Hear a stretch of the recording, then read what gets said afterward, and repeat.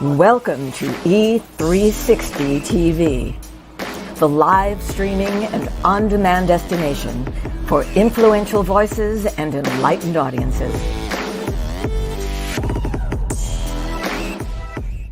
We offer trending, grassroots, and purpose-driven content across a diverse range of interests.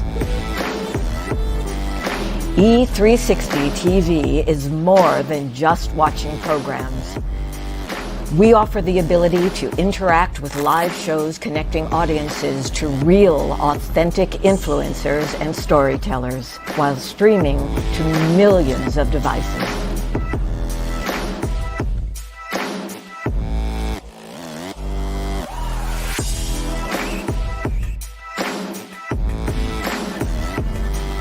Real experiences. Raw conversations. One destination for it all. E360 TV. Hello, hello, hello. I have a question for you. Have you ever felt completely lost?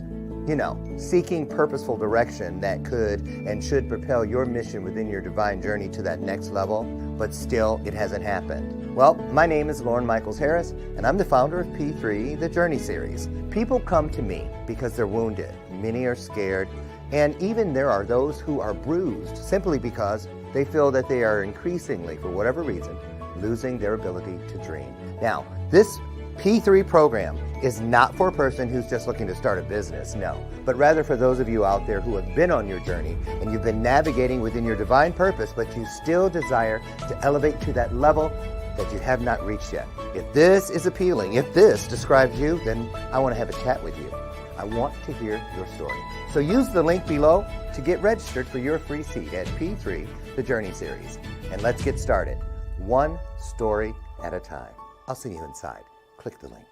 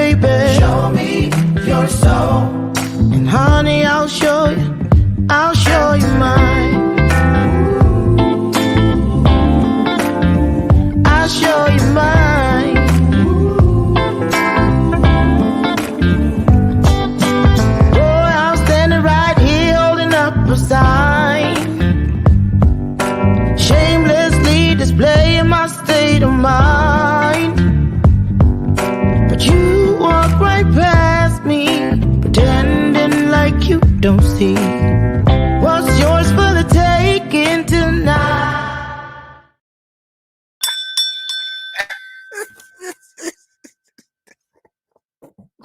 Oh my Lord. I'm sitting up here, y'all. I'm going, okay, this is going to be one humdinger of a show today. I'm glad it's Friday because Sara Webb is here and we're going to play a little game today. I'm going to, because all of her social media stuff is Sara Webb says. So I'm going to be like, every time she says something, well, you know what Sara Webb says. I can't wait. So listen, why am I so excited about this? But also my heart's going, boom, boom, boom, boom. I told my husband, Dr. Brian, I said, you know, I have a lesbian on the show Friday. And he was like, what? You know they don't like us? Because we're scared of them. I'm saying, well, there's a couple we have in this town, a real couple. They're married, and they're just wonderful. One cuts Brian's hair, and the other one is the one who hangs out with me at the grill. You know, and so it has been a real thing that a lot of gay guys always say, I don't have any lesbian friends. And I don't know what it was, but back in the 80s when I was like really cute and hot, I only had one, and her name was Jennifer, and her birthday was the 4th of July, just like mine. But she was a little, you know, what's up, bro, kind of thing. Now, Sara Webb is just, she looks like a model. She probably is one. I didn't read her bio. Did we get a bio? I see you down there looking. Yeah. Anyway, she helps. I did not know this. Here's why I'm so excited. In my experience, and I'm 62 years old, I came out at 20. And I always wondered, why are lesbians so secretive? Their bars are like hidden behind, well, not really anymore, but they used to be hidden behind things out in Hollywood. We'd be like, let's go down to Penny Feathers, the lesbian bar. Peanuts, that was the name of it. And people would go, you're going to go in there?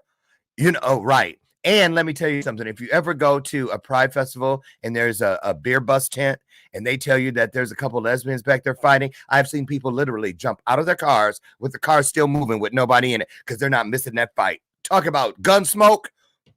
Boy, let me tell you. Okay, so that's all of my lesbian stuff that I know. But I'm really excited because we don't get this conversation very often.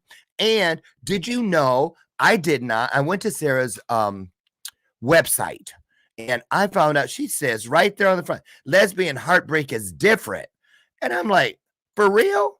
For real, for real. So we're going to find out because she specializes in helping her LGBTQ plus female counterparts, i.e. lesbians, heal from a whole bunch of stuff, a whole different world I didn't even know existed. And I'm so excited that we have the awesome, the effervescent, the amazing Sara Webb. And you know what she says.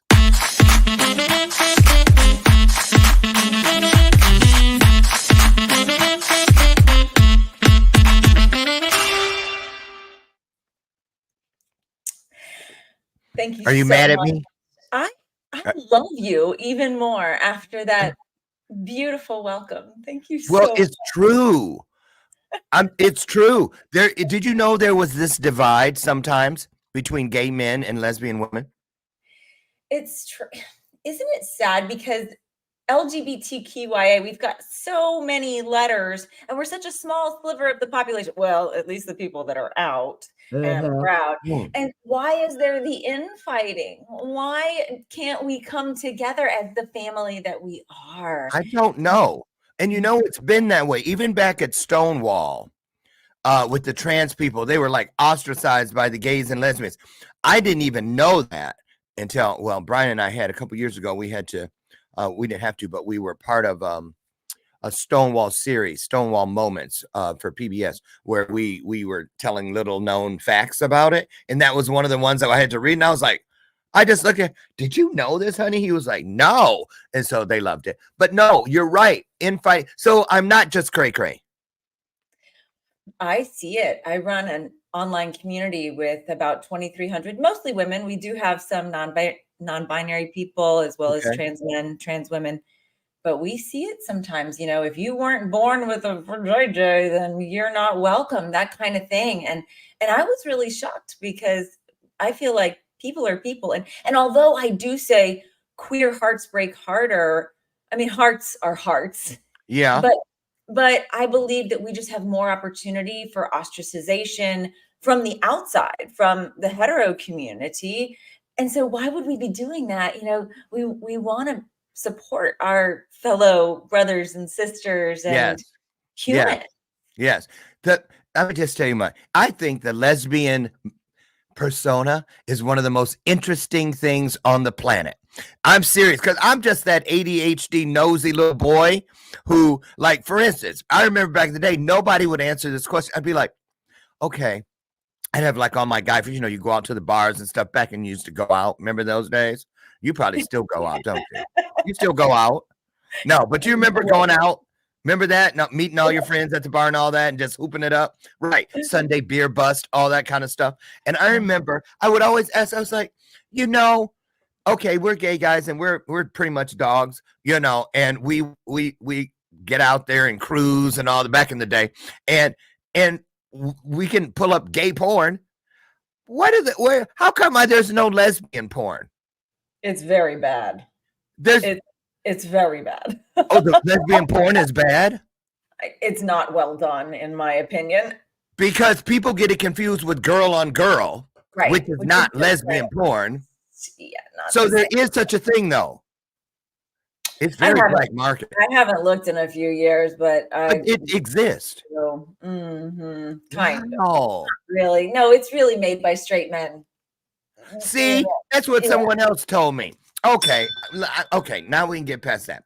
So let me ask you, what in the world was going through your mind, Sara Webb? You have one of those names where people probably say both your names all the time.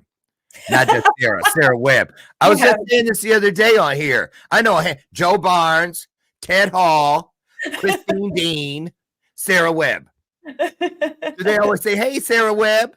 It just rolls off the tongue. It really does. So where were you? Do you remember where you were when the download, the epiphany, the aha light bulb moment came rushing in that I am going to work within this specific lane where you do what you say proudly on your website, working with your LGBTQ plus sisters in all relationships between queer women are beautifully intertwined, is what Sara says on her website, incredibly supportive and wholly unlike heteronormative. Like, okay, did you make that word up? I'm serious. I should have pre-read this. I'm like, what in the world? Is that a real thing? Heteronormative? Exactly. Yes. Let's start there. What is it? Well, just everybody thinks that everybody's gay. It's like the reason why I have to come out every single day of my life, because I mean, everybody thinks that everybody's straight, rather. Of course, we gay people think that everybody's gay.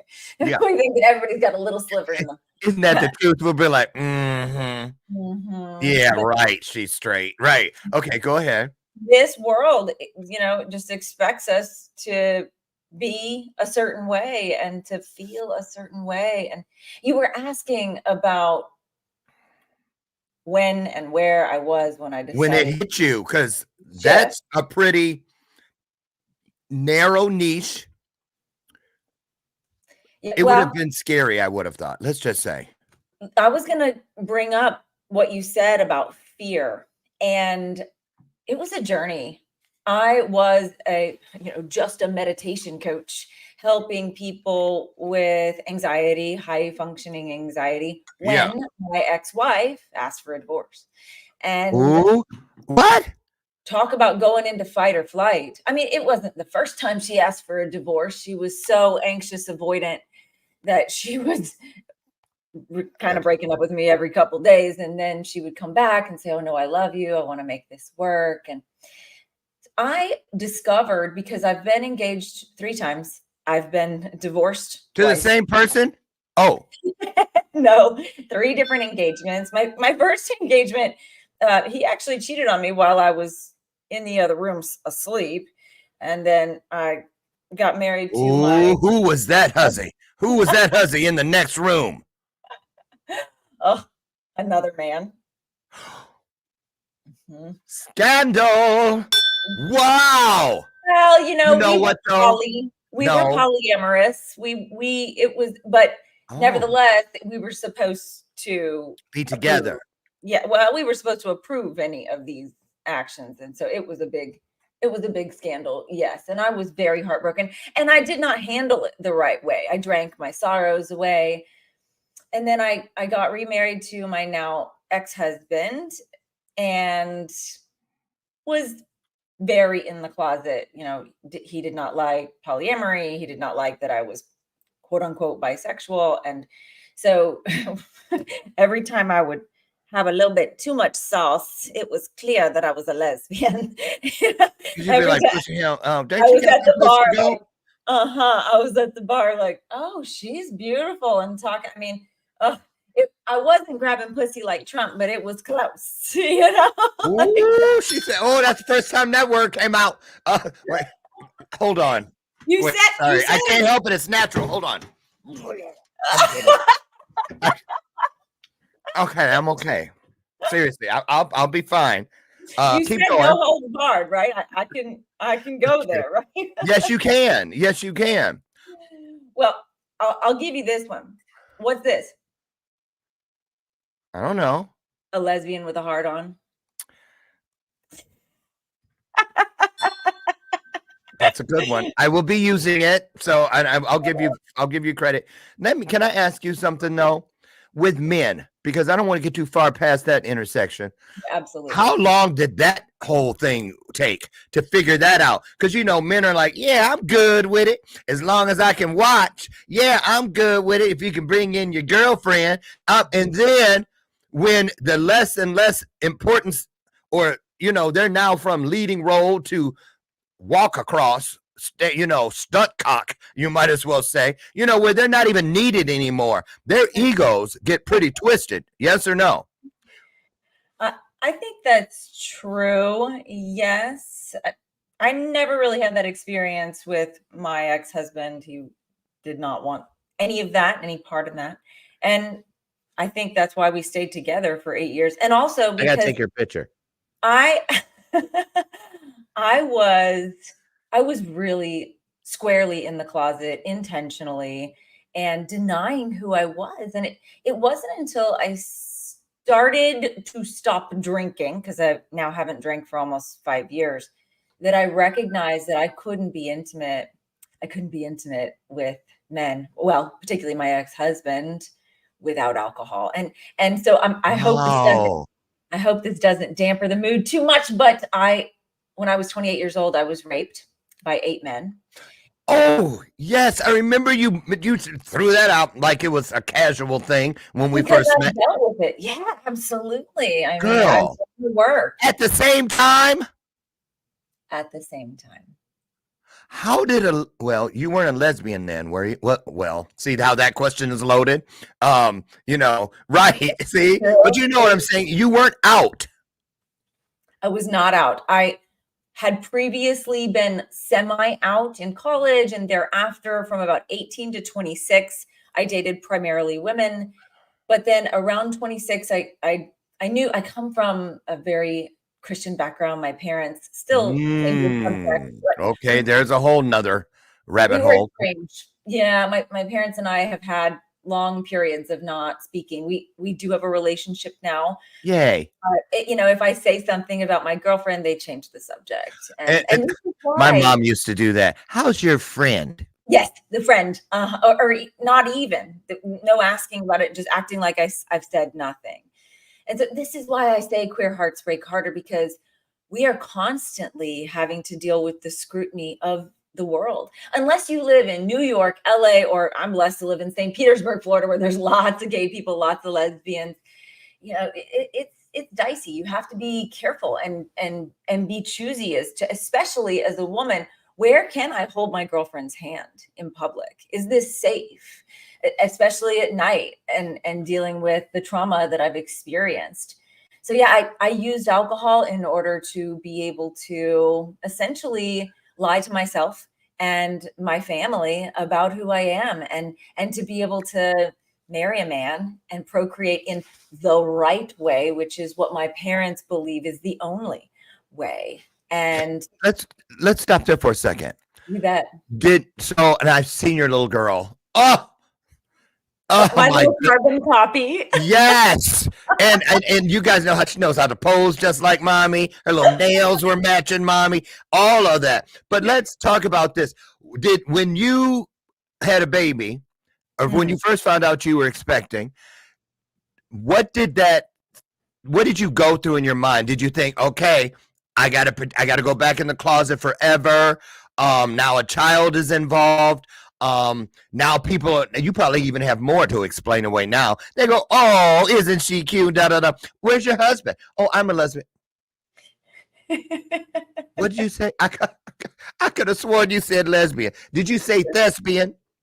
You do plays and stuff, but really, do people, I can just see that I assume that you must experience so many different facial expressions with people when they're getting it. Oh. A woman, I was on the playground the other day with my child and was talking to this mother of another child that my daughter was playing with.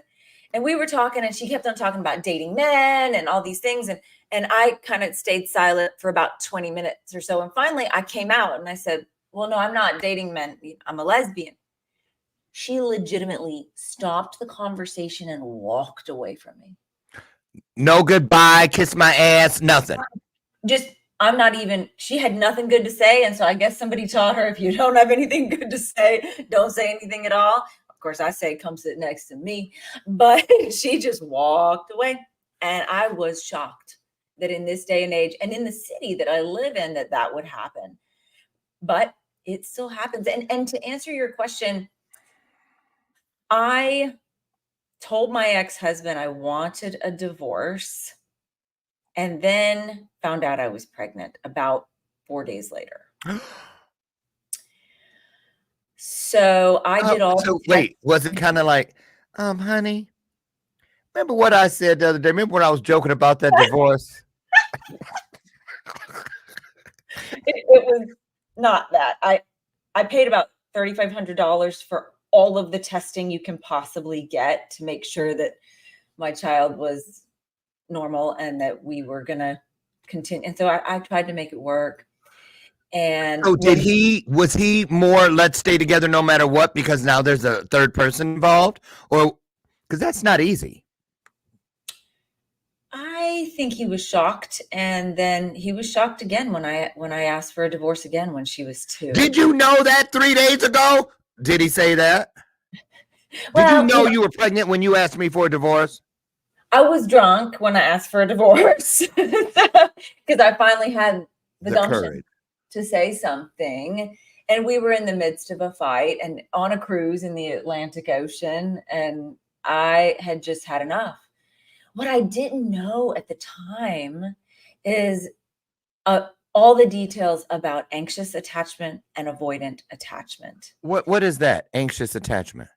So these are like what psychologists, psychiatrists, and other professionals, hypnotherapists, call attachment styles. And I believe that they're not attachment styles, they're attachment states, because we can be in a state of joy, we can be in a state of anger, and we can change our attachment.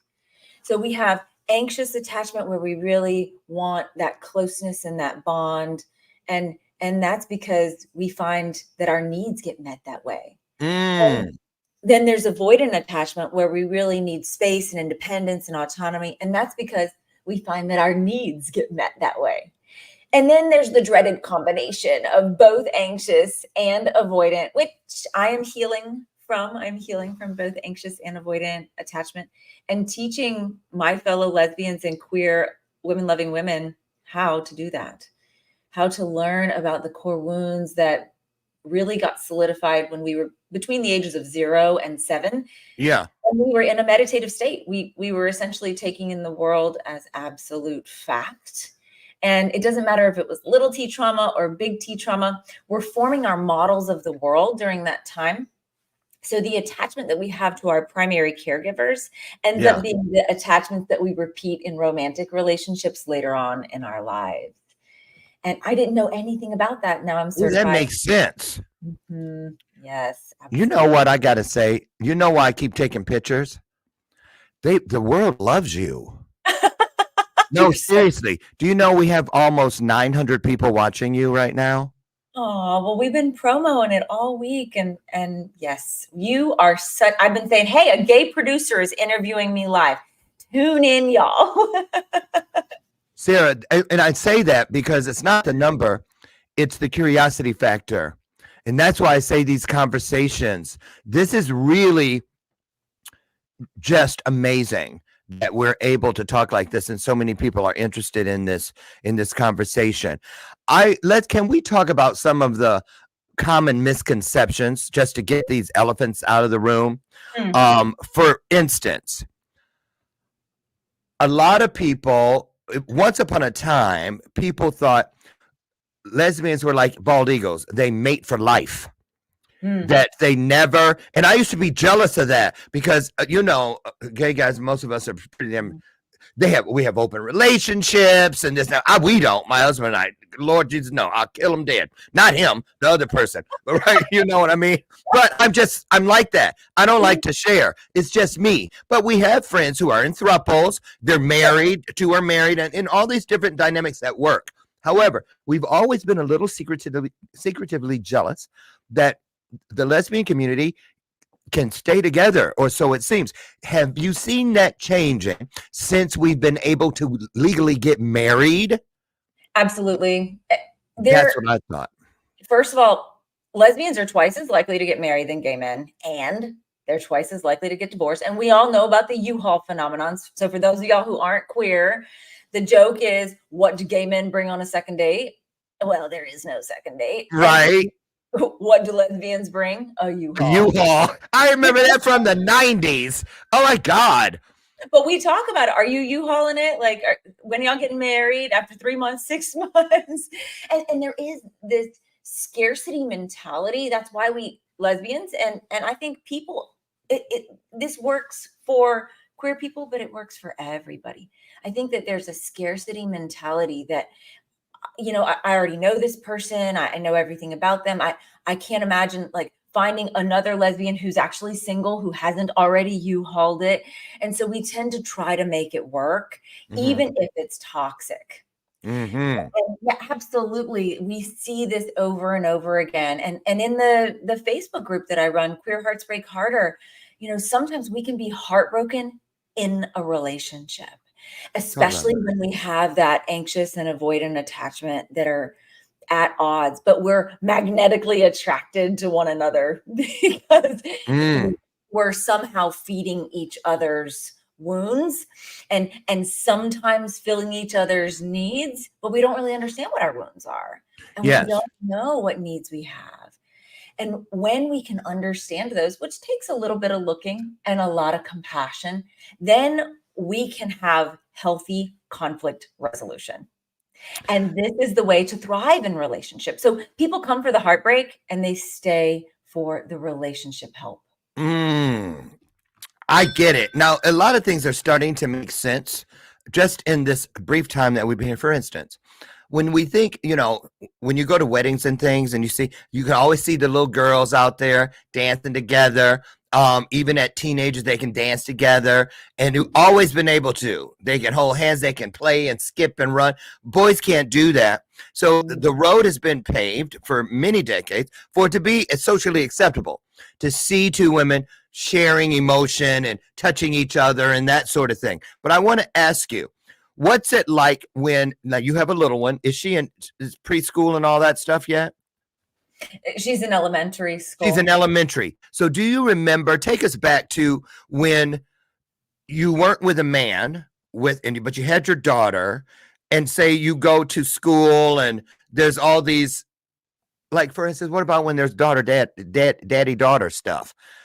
And do you understand how is that nowadays? What's the temperature of that water when people that have charge of, you turn your kids over to them, and are they more accepting now than ever? I don't know about I can't speak to anybody else's your experience. How's your experience been? Well, I can share very vulnerably that my daughter experienced sexual trauma from a very young age, unfortunately, in a daycare. Wait, explain that. What? Huh? No. You said no holds barred. None. When she was 2 and in the bathtub, she showed me what her teacher was doing to her vagina. No. And I did all the right things. We did play therapy. I took her to the doctor, and she knows that mama's going to take care of her. And because of this horrific trauma, we have regular conversations about her body and about how no means no. Yeah, I used to tell her like, hey, you know that if anybody hugs you, that's okay, but you don't have to hug them back. If you want to hug them, you can. And I say, even if you've hugged somebody before, you get to decide if you don't want to hug them. And it's going to change as she gets older and older, that hugging will mean something different. I used to say, if you don't like what they're doing to your body, you tell them to stop. And if they don't stop, you kick them and run away. Yeah. And now that's changed. I say, you change that situation, you get out of there, you tell them to leave. Yeah. And so I'm constantly, in fact, I have a certain subset of things that I'm programming her with. We're all programming our kids. It's 7 or 8 things about, you can ask me any question. I'm always going to tell you the truth, no matter if it's hard for me. And like every couple days I tell her these things. And now she's like, I know, Mom, I know. How old is she now? She's almost 8. So she's like, I know, Mom, I know, my body's my body. And I get to decide. Yeah. Okay. I want her to know. I want her, and I say, it doesn't matter where you are. It doesn't matter how scared you are. You can always call me. I'm always going to help you. I might be mad. Yeah. But you can always call me. And so she knows. And I know when she's a teenager, she'll know where to come, and she'll know that she can trust me. Do you have any idea what the dynamic for her as a little person in her world, when kids say, yeah, your mom's does she ever come home and talk about, because I can imagine knowing you the short time I've known you, that she's free speaking. She's your mini me. She's hears something that's wrong. She's going to step to it. So does she ever come home really like pissed off at the narrow-mindedness of the people out there? And how does that conversation go? It's true. I'm already talking to her in really high level ways about attachment. And so she'll come home and say, like, I got in a fight with so-and-so on the playground. And I'll say, you told me that y'all had a similar fight last week. And let's look at it. Like, let's bring some curiosity to it. Yeah. So absolutely. Sometimes I think in another life, which I don't know if we ever had another life, but who knows? I feel like she's sometimes my mom. Like a year ago, I was trying to capture something that we were doing, and she said, Mom, put down your phone. And I'm like, woo, she told me. She said what? Mom, put down your phone. It was like I was trying to capture it for social media, And so I've largely stopped sharing things about her and about our private life on social media, because I really want to be present. I do share her with my ex-husband. And so with the time that I have with her, I really want to fill that with meaningful conversations and meaningful presence, instead of trying to capture something for my story. Can I ask you something real quick? Because I don't want to forget. And this is a good one. I've heard this one. Because I have gay friends who were married to women. They have children. They have families. And I'm friends with some of their ex-wives. And they always say the worst part about divorcing and him coming out is that all people always go, yeah, she turned her last husband gay. Yeah, it's not funny. Stop it. You're going to burn. We both are for laughing. But does your ex-husband ever tell you stuff like that? That people? No, I think he's still pissed off at me. I mean, I can't imagine how emasculating that might be. We have a good working relationship, but not a friendship. We do birthday parties for her together, but we're not friends. I wish we were closer, but I understand. Now, what about, he's probably very good looking, because you're extremely beautiful. So I'm sure he's probably very good looking. Yeah. Do you think there are women who say, shame on you, Sara Webb, shame, shame, shame. And then they throw that Game of Thrones turd that lands on the shoulder. Remember that? Shame, shame. Right. Remember that, the walk of shame. So I know. We should all have like fake ones just to do that. So, but do they say like, now you know good and well that you were a lesbian and you got this guy all entwined and got his feelings caught up, even had a child with him just to drop him like a hot potato. Shame on you. That's what's wrong with you lesbians. You know that story. Go in there. Oh, I have so much to say about that. I thought you might. I was subconsciously hiding my queerness. Ooh. We have 70,000 to the 90,000 thoughts every day, and 99.96% of them are subconscious thoughts that we've had the day before. Oh. We're only conscious of about 45 bits of the 11 million bits of reality that our body and brain is taking in. So I didn't know what I didn't know. It's like, sure, I knew that I so preferred intimacy with women. I knew that I preferred a relationship with women. Mm-hmm. And I love relationships with straight guys. It's trying because sometimes. You mean platonic relationships with guys? Platonic. Well, it's platonic for me. But then after, a year or two, they're like, well, the only reason why I really was friends with you is it. So yeah. I was hoping I could. That's another thing. Just in case I might slip. You're gay until you ain't had me yet. Exactly. I've had women say that to me with my husband sitting 2 feet away. Can you imagine? The only reason you're with him is because you ain't had me yet. Exactly. And I'm like, then again, I reach for the trash can. Exactly. But anyway, keep going. It's true, though. I think that we are true to ourselves only to a point. Ooh. I think that we try to be our authentic selves, but as somebody who is a former people pleaser in full-on recovery, because I don't do it anymore. I tell my clients, really, people pleasing is master manipulation. And the person that we're manipulating is ourselves. Where it's that mental gymnastics of like, okay, if I do this, then I think that they're gonna blah, blah, blah. And so, but if I go this way, then blah, blah. And I mean, there's two things we can control: our thoughts and our actions. And what we're trying to do is by our actions, control what somebody thinks about us. And so I was manipulating myself to please my parents because I knew that marrying a woman and going through IVF break their hearts, kicked out of the family, because I've seen it before. Other members of my family have been kicked out for being gay or for being openly gay. I experienced that when I was dating only women and 21 years old. I saw this happen in my family personally. But you weren't out yet. Not a lot of people experience that. They know what's going to happen. My husband, that happened to him. Oh yeah. When you come, I mean, I was raised in the Bible Belt, and I was at church Sunday morning, Sunday night. I sang in the choir. I was in youth group. I went to school there 5 days a week. I didn't even know that I could be gay. Homosexuality was a sin. You were going to turn into a pillar of salt. Thank you. Right. Abomination. And so when I was 18 and I went to college and found the wonderful world of women and wine, because I wasn't allowed to drink. My parents didn't drink. There was no alcohol in the house, no dancing. Good Lord, were you Seventh-day Adventist? It sounds like how I was raised. Baptist. It's strict Southern Baptist. Wow. Yeah, so I was terrified. But then once I found that world of women and wine, I was like, I am leaving this hetero world. But I was afraid. Who knew? Right. Mm-hmm. I was terrified to come out. So let's talk about women. Back to you. I love Above the Fold on your website. It is one of the best above the folds I think I've ever seen.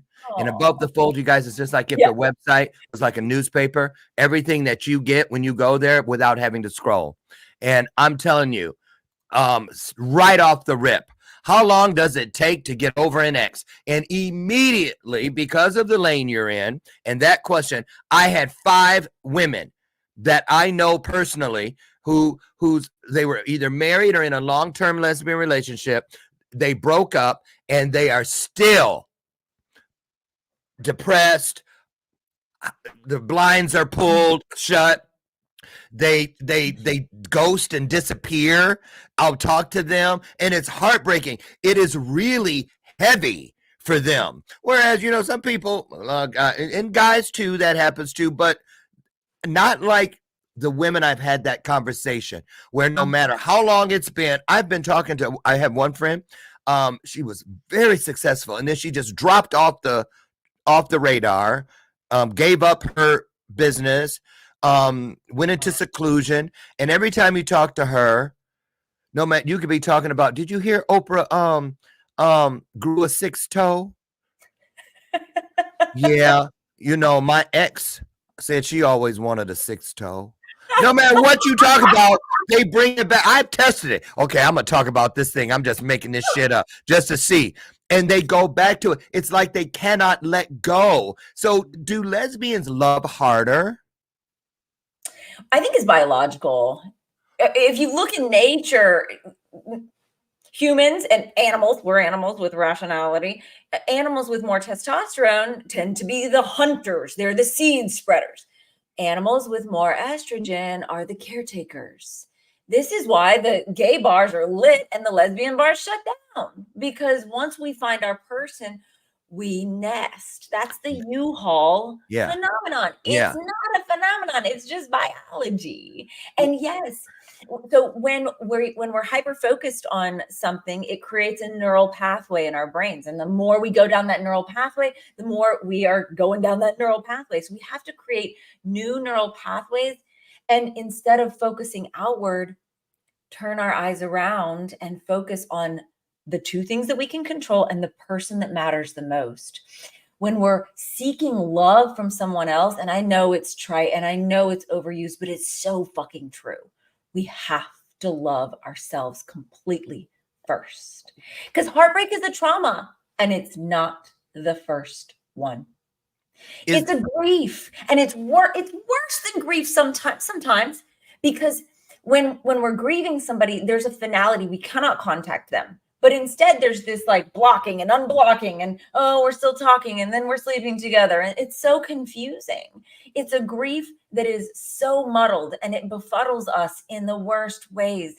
And it takes longer for us women because we do. That's why I say it's beautifully intertwined, our relationships. And lesbian heartbreak is different. I think that we connect on a deep level and it hurts. I will say this. Not 100%, but I'd say at least 60%. It seems like the injured party, the one who's the one left there, was blindsided when it comes to these lesbian relations. It's like they didn't have a clue. It came out of nowhere. What is that? It sounds like attachment. Right. There's one party who's been slow. They've been avoidant and they've been slowly disengaging without communicating that to the anxious person. And in physics, they say for every action, there's an equal and opposite reaction. It's a law of physics. So as we draw closer toward this other person, they are going to pull away. It's just physics. And then they feel like they've been blindsided because they're like, and that's why when we break up, we do all that ruminating. We're like, if I just would have, or like, what happened? Trying to figure it out because we've been giving. I say this because I tended more anxious before I started doing my healing work. We've been doing, filling all their love languages, sending them sweet notes, but it feels dangerous to the person who's more avoidant and they start pulling away and protecting themselves because they've been traumatized in their childhood and this feels dangerous. This feels like something that I need to protect myself from.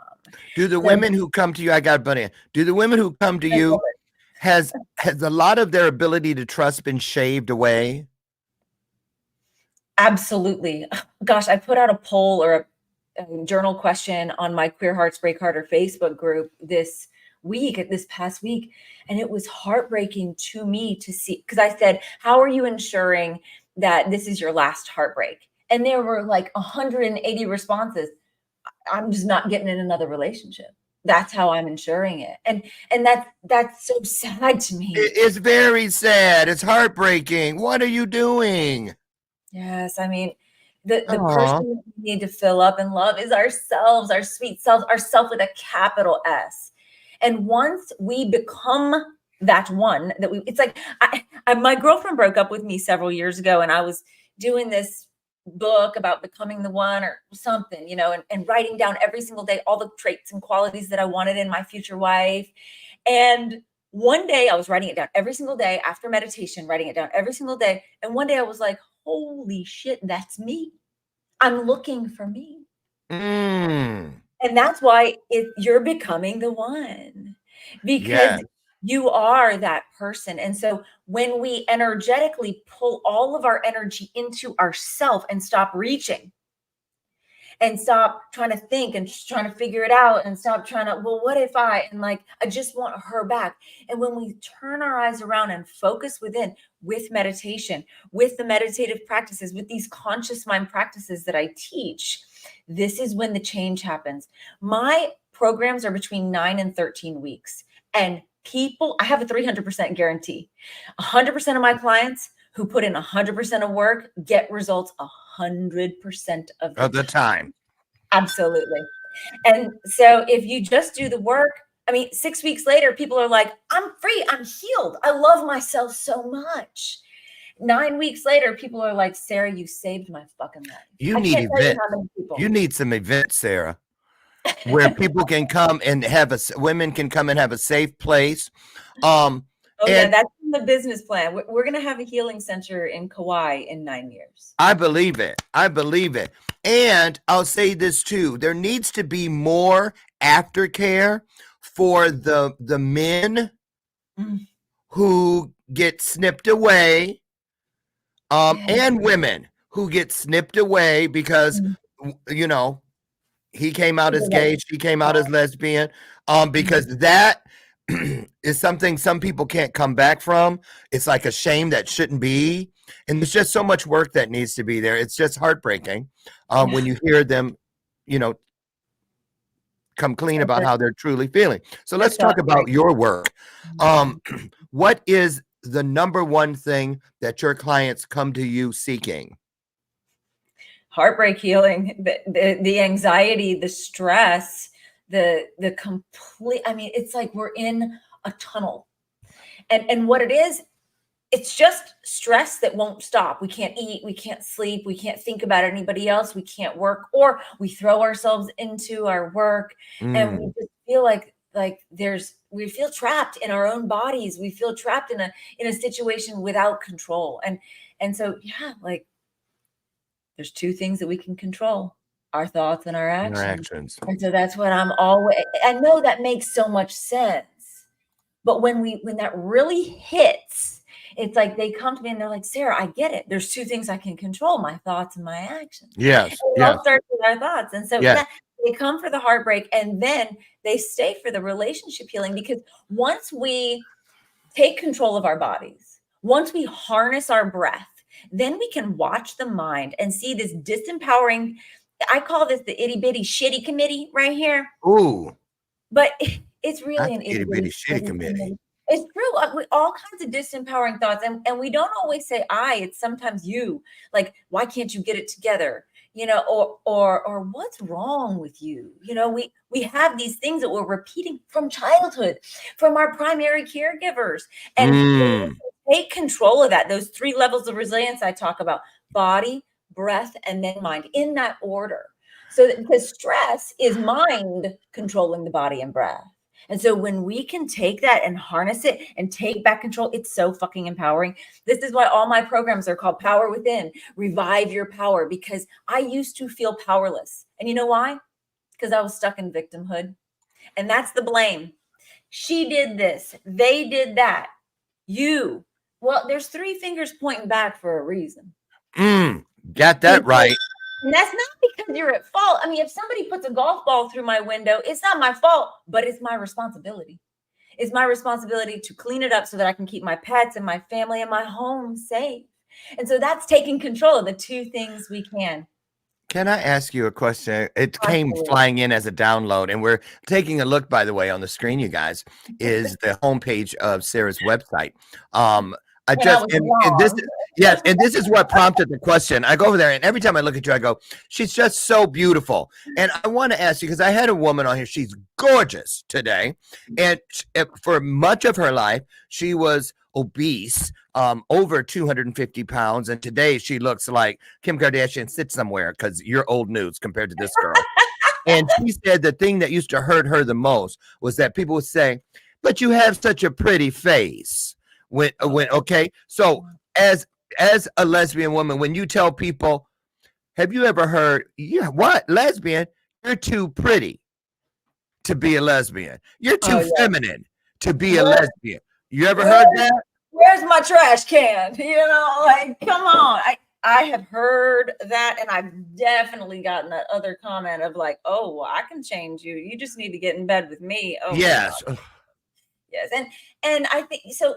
Our bodies are so beautiful. They move us. I'm a yoga teacher on the side because I love it, not because it pays the bills. But, right.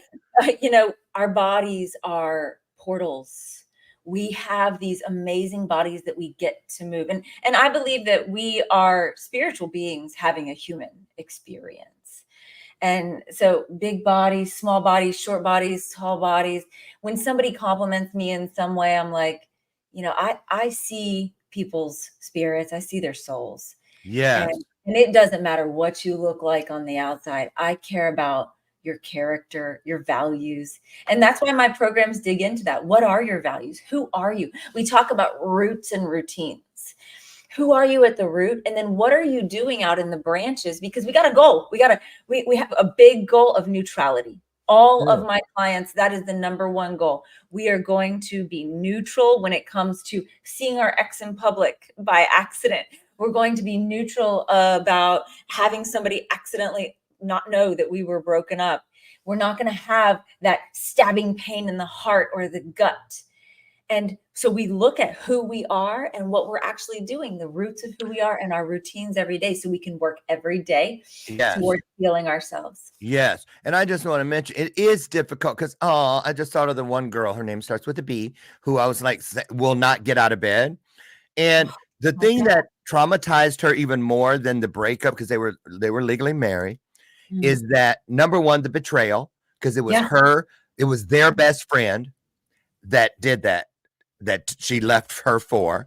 And then she said 100, I don't know if she was exaggerating, but she said 100% of their friends went with the ex. See, queer hearts break harder. And she was I was afraid she was suicidal for a long time. And so what I love about what we're looking at on the screen under the subtitle, but it can be so much better, is that there are all these beautifully crafted action words. Healing, we hear, but soothe your soul. Nurturing, liberation, designing, embarking, and practices, action things. Before we run out of time, can you give people what you feel is, I don't want to say legitimate, but about the patience part? So many of us, it's the timing. We think it's going to happen overnight. Fix me, wash it away. It's never going to happen. They go from one extreme to the other. It's either I want it now or it's taking too long and it's never going to happen. How important is patience when people work with you? Patience is important. I think courage is the most important thing, because the things that I teach my clients are simple, but they're not easy. They're simple. And it only takes a few minutes a day to spin within. I say, stop the downward spiral, learn to spin within. And this work is profound. If you lean into it, you got to lean into it. You got to lean in, yes. Every day. And it's leaning into that self with a capital S, because I believe that trauma is a gift. That's what I say. I love me some trauma. It sharpens you. Absolutely. And it's all about the perspective shift. Life is 20% skill set and 80% mindset. And if you watch my webinar, which is free on my website, you'll see me say that and talk about the 3 levels of resilience, because we heal from the inside out. Yes, we do. Plenty of people pay me a lot of money and then they quit on themselves. I don't take offense, because they're quitting on themselves, not on me. Ooh, You got to do the work. you know what? We're gonna do. This is what we're gonna do. We're gonna you're staying after for a couple of minutes. We're gonna talk anyway, but I want to gift you a 90-minute television special. So this continuation, this conversation yeah. Let's do that. Let's put that together. And well, you already know you're headed for television, and the world is ready. They're already queuing up. I can see it. I'm just so excited. You guys on the screen right now. Ticker taping below is one of the 3 roads we're providing you today. There are others, but here are the top 3. LinkedIn is where one of the places Sara Webb says, easy to find. She's very congruent. There it is, the website, sarawebbsays.com. And also on, did I say LinkedIn yet? LinkedIn, Sara Webb says. Yes. Instagram, Sara Webb says, and on YouTube, which is growing. We have just I primarily use YouTube to transfer big files to my clients. There's a lot of unlisted things on YouTube, but we're trying to put more meditations up there because we heal with meditation. You know what? I'm so honored, proud, excited, bewildered over how you're doing this. I just think it's wonderful. And first glimpse, if you're really looking for the truth, because like that bell, it has a ring to it. It is obvious, 1000% obvious, you are the real deal. And that's important. So many people promise so many things. And sometimes when people come, you're their last hope. And I'm just grateful that, the universe, God, whatever is running everything, whatever you all call it, has created this lane with you in it for people to find. It's going to save a lot of spirit, because spirit is what leads us everywhere or leaves us everywhere. And I'm so excited for what you're doing. So here is your Jerry Springer moment, if you will. Shout out Jerry up there. Where, if everybody here listening today, and there were quite a few, were to forget one thing. I mean, we have over 1,100 people watching right now, and we're at the end of the hour. That's pretty damn impressive, if I say so myself, Sara. So it speaks to the work you're doing and the need for that work. So if we were to forget everything but one thing from today's conversation, what would be the one thing, the blanket that covers all of us, that you would hope we would never forget? You are the medicine. You have to do the work and go within. This is not about sugarcoating things. I mean, trauma is a gift when we choose to look at it that way, and we get to heal. I mean, there's a reason why they say smooth seas do not make for strong sailors. The person who fell down is a lot stronger than the person who has never fallen. That's right. Yeah, we save lives. I know that the only time that I was ever suicidal was on the heels of a breakup. See? And how sad that we loathe ourselves so much, that we have these core wounds that are getting turned within, when we can just step into our authenticity and say, that's not fucking true. Right. That is the injustice that I feel that way about myself. And it's not part of me anymore. And we just do simple work every single day. Simple work. It's not easy, but it's simple AF. And I absolutely love what I do. You do. And you make us love it. The thing about you, as I get out of here, I want to just say this. There's something about what you do that gives people instant hope. And that's powerful. That's powerful. So for all of you out there, if you know someone, and perhaps it's you, and you need to find that road to healing for whatever it is, take a look at Sara's work. You might find, because the truth fits all. It will not. So you don't have to be a lesbian. Go in and listen to the things. It will heal. It will help.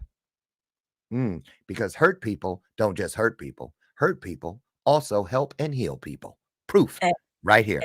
Healed people. Absolutely. That's right.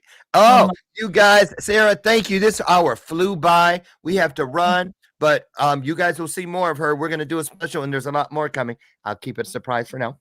And listen, get out of here. Have the best weekend ever. Go out today and find just an itty bitty piece of your highest self. All you need is one E and one R. Bring it over to where you're standing, where you're sitting, where you're lying, and you will automatically go from great to greater, bright to brighter, strong to stronger, bold to bolder, nice to nicer. I guarantee you, you'll be glad you did. Now, don't let my screen door slam on your way out, and I promise I'll meet you, God willing, over on the front porch Monday morning, where we can together embark on yet another illuminated conversation. Now, as always, Dr. Lauren signing off and reminding you that I love you, and there ain't a damn thing you can do about it. So, Sara, thank you. Great job. See you on the other side. You guys, see you Monday. Have the best weekend ever.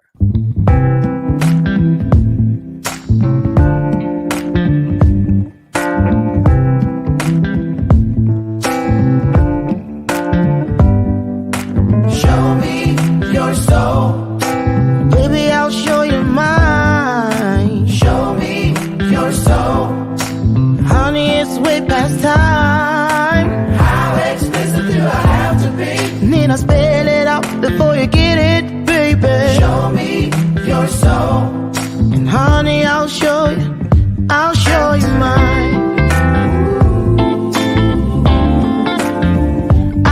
you mine.